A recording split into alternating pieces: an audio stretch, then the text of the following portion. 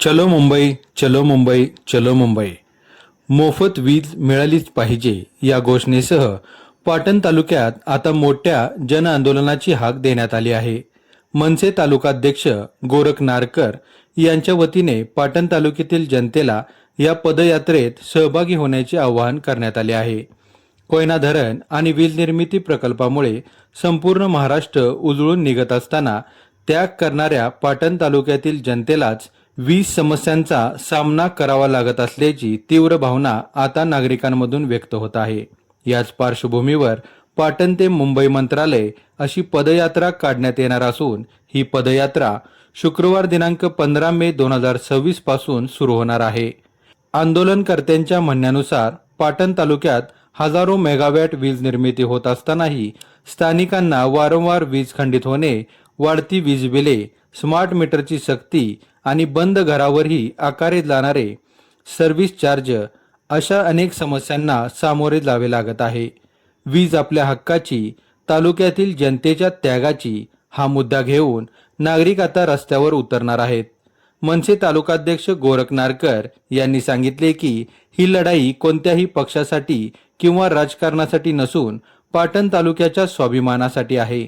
अनेक पिढ्यांनी विकासासाठी आपली जमीन, घरे आणि आयुष्य दिले, मात्र त्याचा थेट फायदा स्थानिकांना मिळाला नाही अशी खंत नागरिक व्यक्त करत आहेत. या पदयात्रेत मोठ्या संख्येने सहभागी होण्याचे आवाहन करण्यात आले असून आपला आवाज मुंबईपर्यंत पोहोचवूया अशी भावनिक साधी यावेळी घालण्यात आली आहे. दरम्यान पाटण ते मुंबई यात्रेमुळे आता राज्यभरात या आंदोलनाची चर्चा सुरू झाली असून येत्या काळात या आंदोलनाकडे संपूर्ण महाराष्ट्राचे लक्ष लागून राहणार आहे. सर्वप्रथम तुमच्या सर्वांचे मनापासून आभार.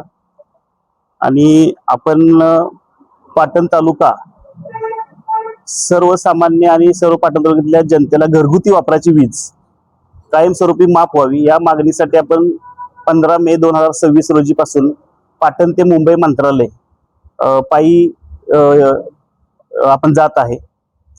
तर त्या पायी जात असताना आपण पाटण तालुक्यातल्या जनतेसाठी वीज कायमस्वरूपी माफ व्हावी याकरता आपण जात आहे.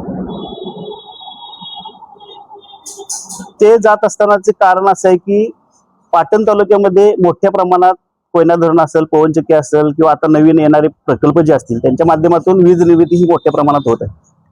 2062-64 सालापासून कोयना धरण वीज निर्मिती करत आहे.